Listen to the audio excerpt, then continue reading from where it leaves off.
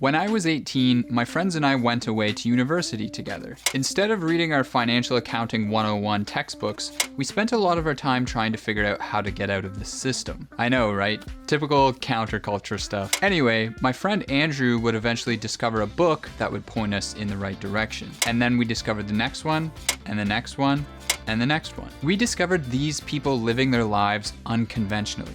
We discovered these people that we wanted to be. And ever since then, a couple of us have been leading our lives this way, and we are on track to be financially free sometime in our 30s. Today, I would like to present you with essentially a beginner's guide to this crazy world of early retirement and financial independence. So first, we'll define what exactly it means to retire early / what financial independence really is. Second, I'll show you a quick way that you can estimate how early you can retire. Third, I'll show you how this actually works, as in how you would need to manage your money in order to make this work. And lastly, we'll talk about how to avoid some of the most common issues with doing this. All right, so let's jump into it. So what the heck is financial independence? Is early retirement really possible, or is this just some bad infomercial fantasy? Let's first define financial independence. So Wikipedia defines financial independence as follows. Financial independence is the status of having enough income to pay one's living expenses for the rest of one's life without having to be employed or dependent on others. I quite like this definition, so that's what we're going to roll with. So think about it like this. Believe it or not, everyone in life is on or was on a path to financial independence. That means you, that means your parents, that means your grandparents, your friends, everybody. Because guess what traditional retirement is, like retiring at 65?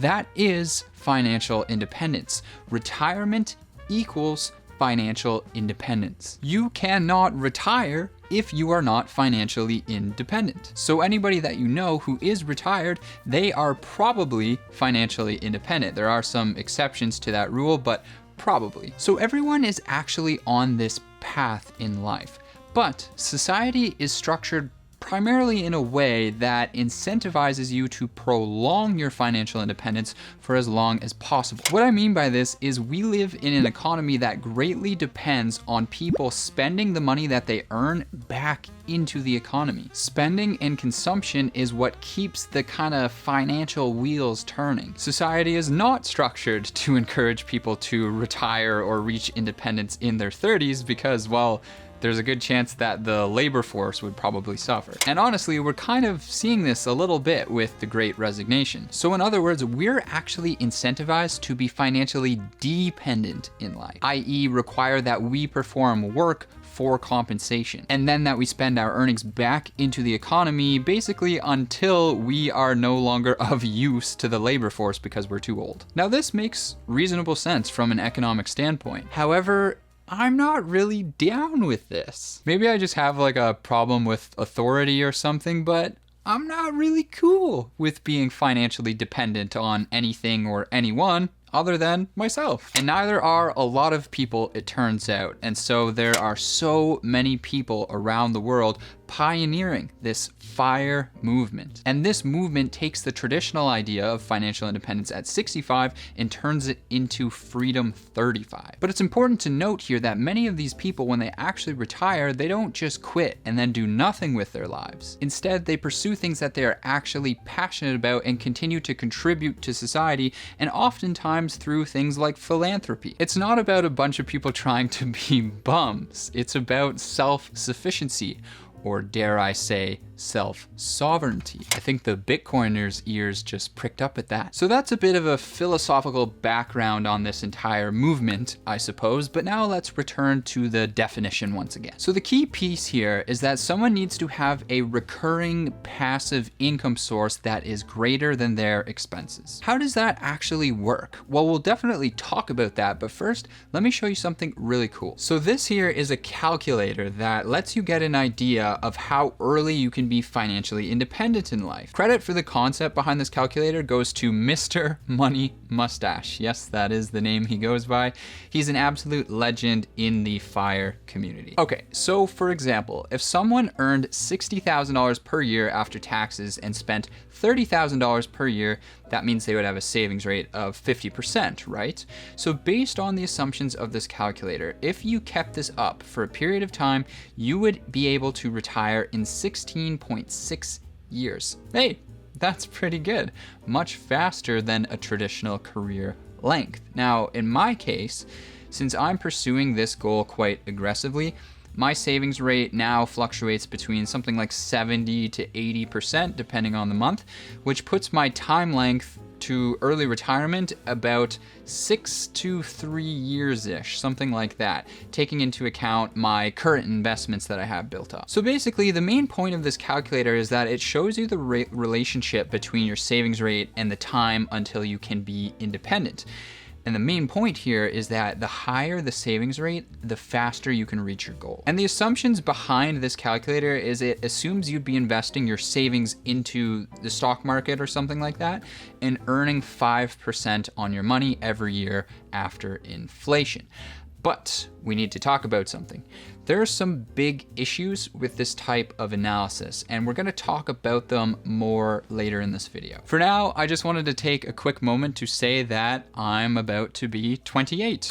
My birthday is tomorrow, and the anxiety about being 30 is really starting to become real, to be honest. Anyway, to celebrate my birthday, I wanted to run a nice little sale on the course for you guys. Since I think a lot of you guys watching this are probably new to the channel, welcome.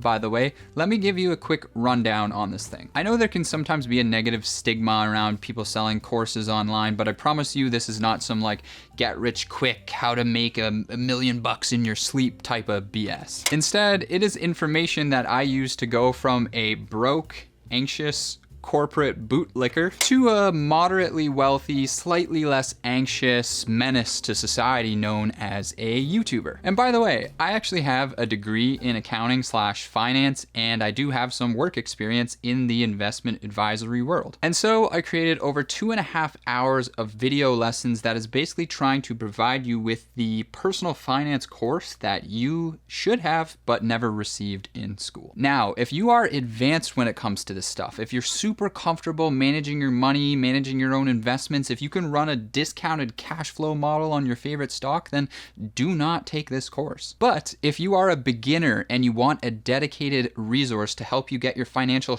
together and, dare I say, change your life, I think this is it. And honestly, you don't have to take my word for it. It has a 4.8 star review after many, many nice folks from around the world have taken the course. I purposely put the course somewhere that people could review it so it would be transparent and people could see if it was actually good before they decided to buy it, which, you know, it appears to be. So check that out. Take advantage of the sale if you would like. It is linked down below. All right, so we've defined financial independence. Then I gave you a preview of how it can work.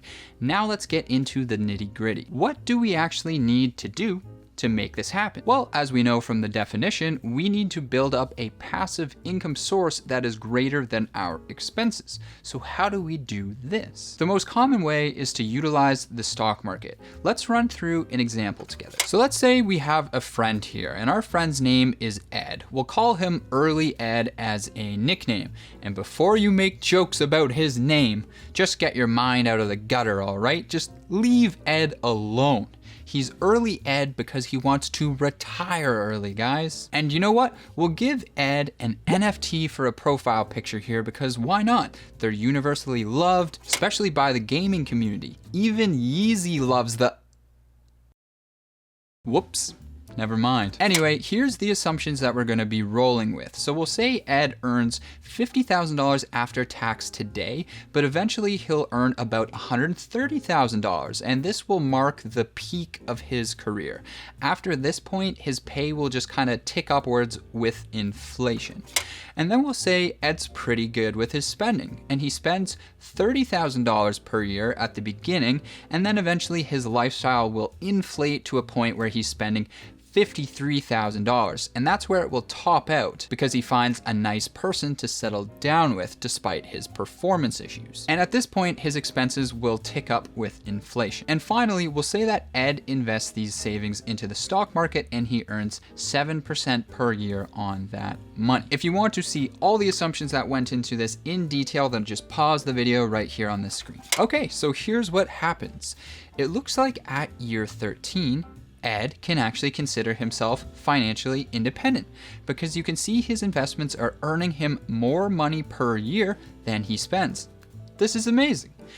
But it would probably be safer for Ed to consider himself financially independent in year 16.